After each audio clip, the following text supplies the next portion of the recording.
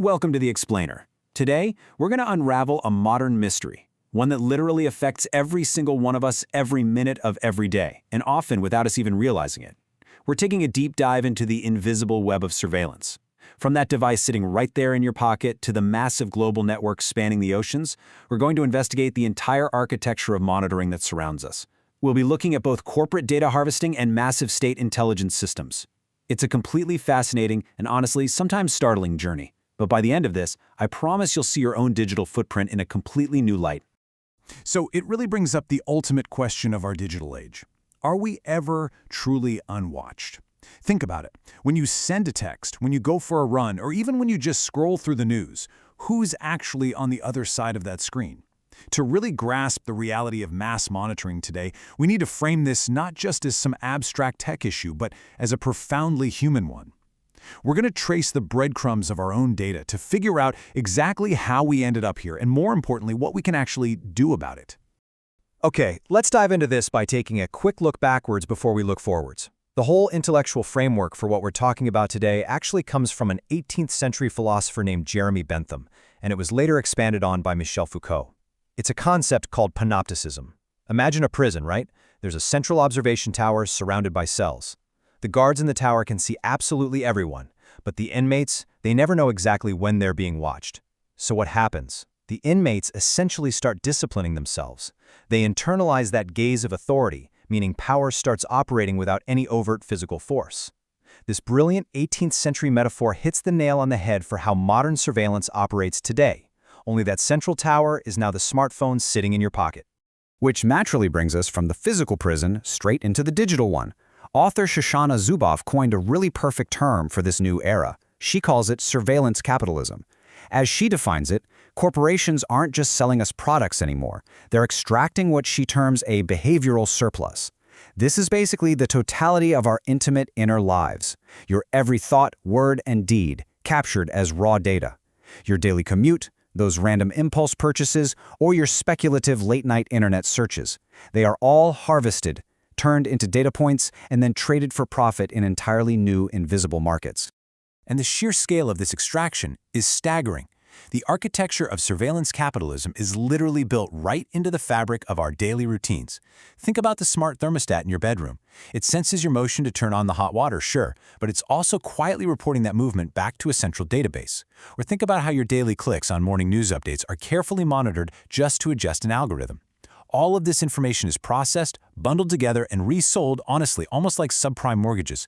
Corporate entities are extracting this data not just to guess what you might buy next, but to actively shape and direct your future behavior. To see what these grand concepts look like in real life, let's take a seemingly harmless example, the game Pokémon Go. A digital character suddenly appears on a random street corner in London. Next thing you know, users are physically navigating to that exact location to catch it. According to Zuboff's analysis, this is essentially B.F. Skinner's theory of operant conditioning brought to life on a massive scale.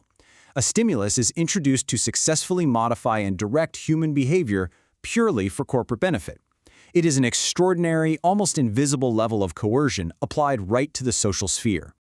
So the crucial takeaway here is that we are constantly forced into this sort of tug-of-war between two competing realities.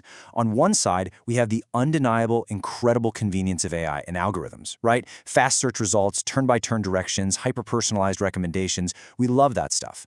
But on the flip side, we're facing the profound erosion of our civil liberties, the stripping away of our personal privacy, and the collapse of equitable relations between us as individuals and the giant institutions secretly monitoring us. It's this massive trade-off we make every single time we just click accept terms and conditions. But, corporate data harvesting is only half the story. If tech giants are busy predicting our next purchases, we really have to stop and ask, who is tracking our broader global movements? Let's pivot our investigation away from corporate surveillance capitalism for a second and step into the highly secretive realm of global state intelligence and mass government surveillance.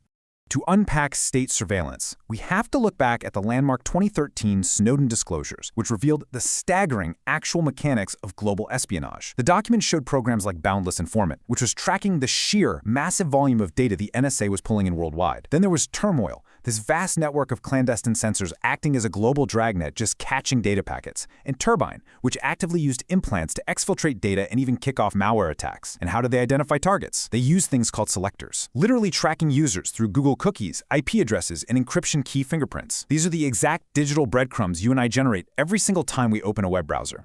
And the disclosures pointed to stuff way beyond just passive monitoring. Reporting by The Intercept, based on those leaked documents, detailed how government agencies actively infiltrated online communities to engage in false flag operations. The tactics reportedly included injecting entirely false material onto the internet just to completely destroy the reputations of targeted individuals, as well as utilizing social sciences to manipulate online discourse and generate specific, desirable outcomes. It represents a deeply sophisticated, state-level approach to total information control.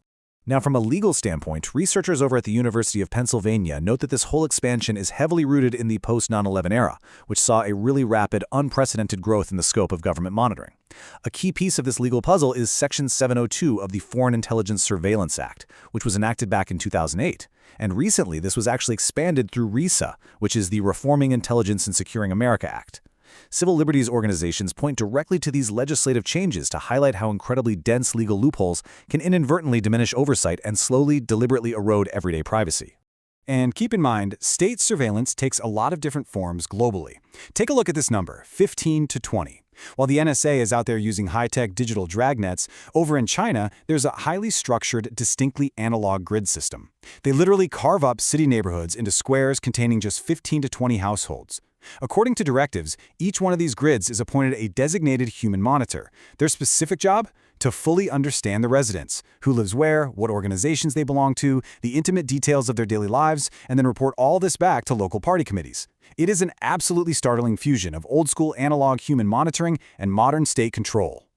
Okay, I know. Looking at both corporate algorithms predicting our habits and massive state dragnets pulling our data, it is so easy to feel completely powerless. But the story doesn't just end at the bottom of the surveillance rabbit hole. Citizens, advocates, and lawmakers are actually pushing back. So, how do we actively reclaim our digital selves? A massive shift in digital rights actually started with just one guy in Spain, Mario Costeja Gonzalez. Back in 2010, he lodged a formal complaint against a newspaper and Google. See, if you searched his name, the top results showed this old announcement from 1998 about a real estate auction connected to some old Social Security debts. Now, the debts were long resolved, but this ancient, decades-old digital footprint just wouldn't go away. Think about the absolute absurdity of that for a second. A minor event from 1998 was completely defining a man's life decades later. He argued that this old, totally irrelevant information shouldn't define his digital identity forever. He fought it, and his case went all the way to the Court of Justice of the European Union, setting a monumental legal precedent. That victory solidified what is now widely known as the right to be forgotten. It's officially enshrined right there in Article 17 of the European Union's General Data Protection Regulation, or GDPR. What's interesting is its intellectual roots actually go way back to a French legal concept called le droit à l'oubli, or the right of oblivion. Originally, that allowed rehabilitated criminals to have their records wiped clean to start over. Modernized for our internet age, the right to be forgotten means that if your data is no longer necessary, or if it's just inadequate, irrelevant, or excessive, you have the actual legal right to ask a search engine to erase those links entirely. And the public's desire for this kind of privacy control is just overwhelming. Google's own data reveals there have been over 1.3 million requests to delist content, covering more than 5.1 million specific URLs. It's a staggering scale. But it also raises a really profound issue. We've basically delegated immense power to a multinational corporation, a search engine, to act as the judge, performing the vital balancing test between an individual's right to privacy and the general public's right to access information. Furthermore, the right to be forgotten isn't some global magic wand. In a pivotal 2019 case known as Google v. CNIL, the French Data Protection Authority tried to force Google to apply these privacy deletings globally across all its domains worldwide. But the European Court of Justice ruled differently. They established a strict geographical limit, deciding that search engines are only required to delist content within the borders of the EU member states, typically using geo-blocking techniques to do it. So your digital past might be perfectly hidden if you're searching in Paris, but fully visible if you look it up in New York. So beyond battling it out in European courts, how else can we push back? Well, civil liberties organizations and scholars propose a few key avenues for resistance. On the political front, there's a strong push for FOIA reform, basically strengthening the Freedom of Information Act to allow journalists to expose intelligence abuses. There are also loud calls for strict data broker regulations to bring some much-needed transparency to the deeply shadowy market of buying and selling our behavioral surplus. On a personal, everyday level, individuals are subverting unwarranted monitoring just by adopting simple, active encryption tools, like VPNs and secure messaging apps. But ultimately, it all comes down to public education, building strong coalitions to advocate for lasting, meaningful privacy safeguards.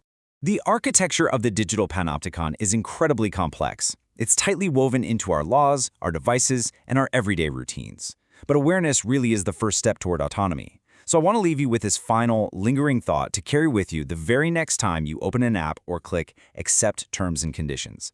As we navigate a world completely built on the seamless convenience of AI, are you the observer of your own digital life, or are you simply the observed? Keep questioning and keep learning. Thanks for joining me on this explainer.